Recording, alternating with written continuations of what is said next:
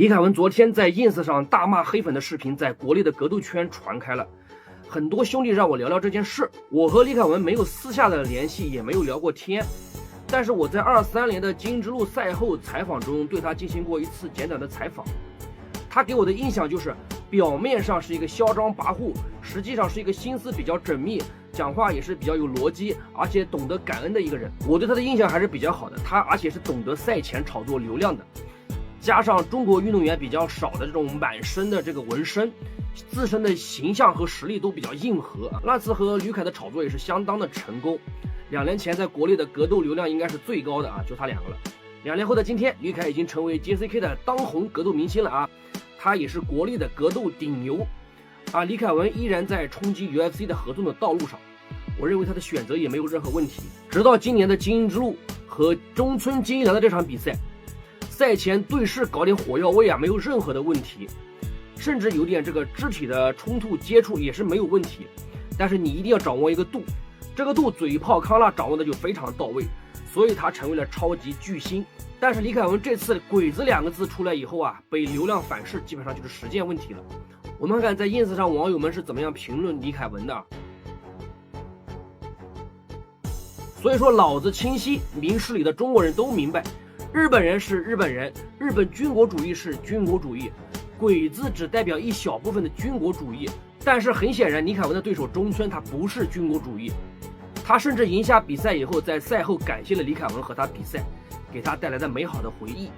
我们今天很多国内的选手们啊，不披国旗就不会对着镜头说话，只要一遇到中日对抗，就像打了鸡血一样。当然有些粉丝他们是真的不懂，他们还沉浸在10年前国内格斗营销这个模式中。但是就算有些粉丝们他们不懂，你们是职业选手，你们应该明白，你们参加的是商业比赛，这是你的工作，和外卖小哥送外卖、大学教授教学生的道理是一样的，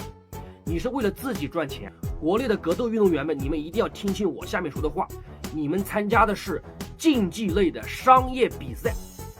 为什么我要强调竞技类和商业比赛2个词儿？首先你们要明白，竞技类比赛只有输和赢，成王败寇，你只要赢了，你说什么都对，但是只要你输了，你说什么都显得没有说服力。正所谓文无第一，武无第二，所以你想成为嘴炮康纳，首先你一定要具备他这样的实力。输了就闭嘴，这是所有竞技类比赛的特性。第二，为什么要强调商业比赛？什么是商业比赛？商业就是为了赚钱，为了流量，你可以做到赛前炒作。当然这个炒作你一定要明白，你代表你自己，你想怎么骂人，怎么推搡别人，怎么偷袭别人，都是你自己的个人行为。但是如果你非要代表一个国家一个民族，那么你就要做好被反对者们舆论的反噬，他们绝对不会惯着你。李凯文在视频里说啊，无论是自己还是宋亚东还是李景亮都被黑粉喷，那么难道只有中国才是这样吗？并不是这样子，全世界都是这样。宋亚东的黑粉应该不是特别多，李景亮确实啊，在输给了齐马耶夫之后被喷惨了。但是事实是，李景亮和齐马耶夫的比赛在国内的热度非常的高，这场比赛获得非常多的新的粉丝的加入，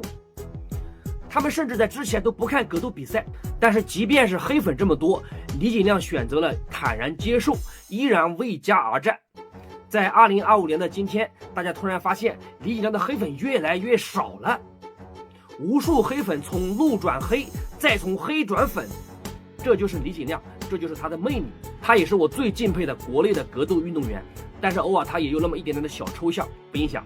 作为和大家一样的格斗迷，我也希望大家去淡化李凯文的过激反应，他的处理方法明显有些过激，因为他没有专业的公关团队。最后我也希望国内的格斗运动员加强自己的实力，因为打铁还需要自身硬，赛前搞点热度无可厚非，但是大家一定要切记掌握一个度。最后啊，我也希望中国格斗越来越强，也能走出几个和张伟丽一样的真正的实力派格斗巨星。这里是小北格斗频道，我是老北，我们下期再见。